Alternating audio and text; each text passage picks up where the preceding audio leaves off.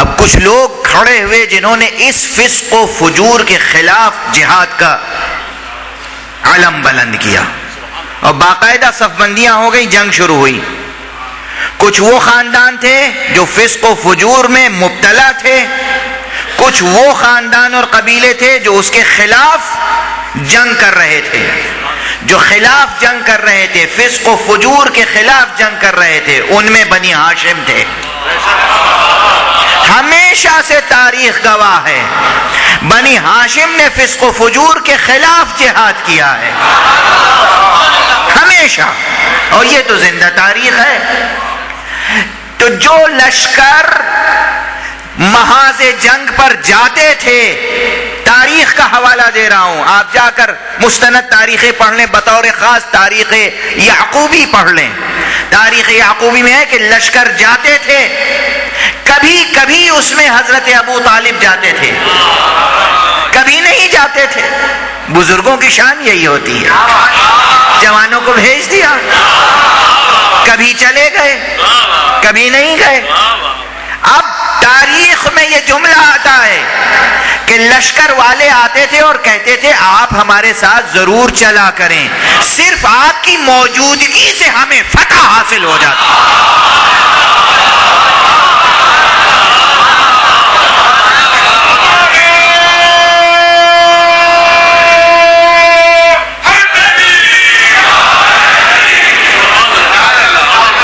صرف ابو طالب کی موجودگی سے لشکر کو فتح حاصل ہو جاتی ہے.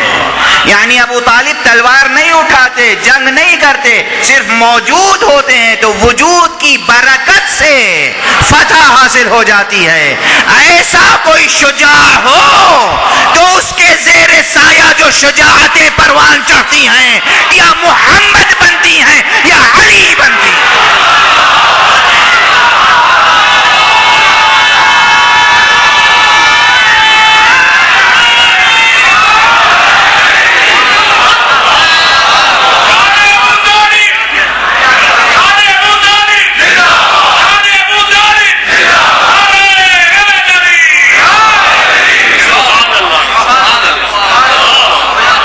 مثال میں یہ بات آ گئی زبان پر. آج مقصود نہیں تھا یہ بیان، مقصود صرف یہ تھا کہ صفات نفس میں ہوتے ہیں. ذات گرامی الہی، ذات حق صمدی، حضرت حق سبحانہ و تعالی، اس کی ذات گرامی میں اوصاف ہیں، کمالات ہیں، اس لیے اس کے نام بہت ہیں.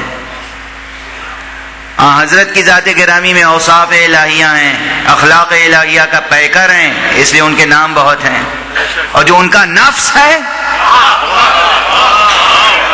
چونکہ اوصاف نفس میں ہوتے ہیں. نفس کون ہے؟ نفس نفیس پیغمبر ہے علی. قرآن نے کہا یہ نفس رسول ہیں، رسول نے کہا ہے کہ یہ میرے نفس ہیں. تو علی کے اندر اتنے کمالات ہوں گے جتنے محمد میں ہیں، ما سوائے منصب نبوت.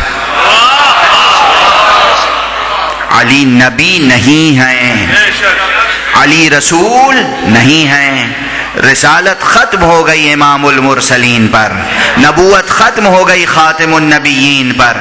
علی امانت دار ختم نبوت ہیں.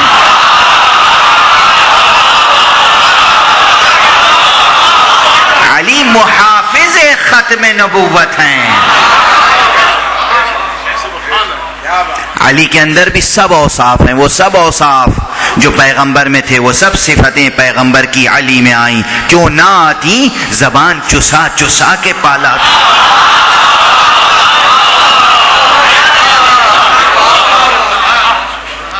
علی جب پیدا ہوئے تو رسول اللہ کی عمر 30 برس تھی. جو بھائی 30 برس بڑا ہوتا ہے اور جو بھائی 30 برس چھوٹا ہوتا ہے تو بھائی تھوڑی، وہ گویا باپ بیٹے کی طرح ہوتے ہیں. رسول مولا علی کو گود میں لیتے تھے، نہلاتے تھے، دھلاتے تھے، کپڑے پہناتے تھے، کندھے پہ بٹھاتے تھے، مکے کی گلیوں میں کوچوں میں لے کے گھومتے تھے، غار ہیرا میں لے کے جاتے تھے.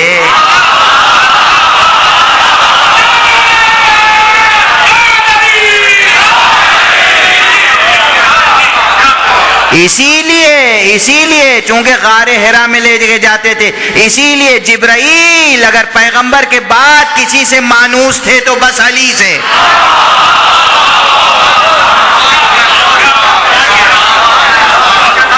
پیغمبر کے پاس آتے تھے اللہ کا حکم لے کر، وحی لے کر، یعنی اپنی ملازمت کا کام لے کر، سروس کا کام انجام دینے پیغمبر کے پاس جاتے تھے، دل سے خدمت کرنے کے لیے. پیغمبر کے ساتھ اہل بیت پیغمبر کے پاس آتے تھے، خدمت کرتے تھے. ملائکہ خدمت کرتے تھے، سید الملائکہ جبرائیل خدمت کرتے تھے، خدمت کرتے تھے. تو علی کی ذات گرامی میں اوصاف بہت ہیں، چونکہ اوصاف بہت ہیں اس لیے نام بہت ہیں. ایک نام سے صرف علی کو نہیں پکارا جا سکتا. ہر عالم میں علی کا ایک الگ نام، ہر زبان میں علی کا ایک الگ نام، ہر سورے میں علی کا ایک الگ نام. علی کے نام سے یہ کائنات گونج رہی ہے.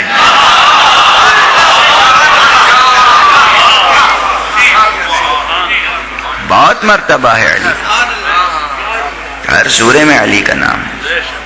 یہ تو یاد رکھیے گا، جب بھی کوئی کہے علی کا نام قرآن میں کیوں نہیں ہے، فوراً کہیے کہاں نہیں ہے. کتنے نام دکھاؤں علی کے؟ قرآن میں کتنے نام دکھاؤں اپنے مولا کے؟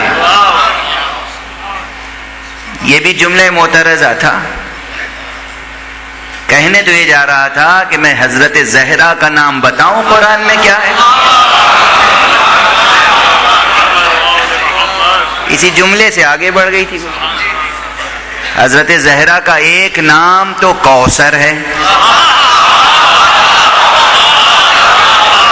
اِنَّا أَعْطَيْنَاكَ الْكَوْثَرَ، اے حبیب ہم نے آپ کو کوثر عطا کیا. کوثر یعنی فاطمہ. یہ ایک نام. دوسرا نام بتاؤں؟ جیسے حضرت علی کے آخر کوفو ہیں، کوفو. کوفو کے معنی کیا ہیں؟ جو ان کا مرتبہ وہ ان کا مرتبہ. بہت سی جگہوں پہ شادیاں نہیں ہوتی. دیکھیں بیچ بیچ میں جو جملے کہتا ہوں نا 2-3 لفظوں میں، یہ بھی یاد رکھا کیجئے. شادیاں نہیں ہوتی کوفو کی تلاش میں، اور کوفو ڈھونڈتے ہیں مال و دولت کے اعتبار سے. کوفو ہوتا ہے صرف ایمان اور کردار کے اعتبار سے. اگر یہ معیار ہو تو کہیں رشتوں کا مسئلہ پیدا نہ ہو، پیچیدہ نہ ہو. مال و دولت کے اعتبار سے کفو نہ ڈھونڈیے، ایمان اور کردار کے اعتبار سے کفو ڈھونڈیے. حضرت زہرا کا کوئی کفو نہ ہوتا اگر علی پیدا نہ ہوئے ہو. تو جیسے حضرت علی کے بہت سے نام ہیں، ایسے ہی حضرت زہرا کے بہت سے نام ہیں. ایک نام الکوثر، دوسرا نام لیلۃ القدر.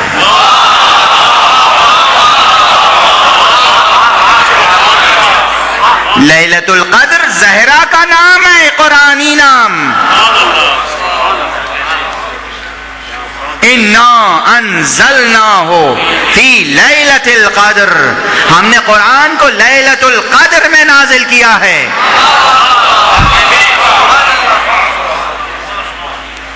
اب یہاں پر بات آ گئی ہے، اگرچہ میرے براہ راست موضوع میں نہیں تھی، میں کہہ رہا ہوں ابھی پہلی جملے پہ ٹکی ہوئی ہے تقریر، مگر دھیرے دھیرے یہ جملہ مکمل تو ہو لے، پھر اگر رہ گئی بحث تو آئندہ انشاءاللہ. یہ قرآن جو بسم اللہ سے والناس تک ہے، اس کا ظرف زمانی نزول ہے لیلۃ القدر.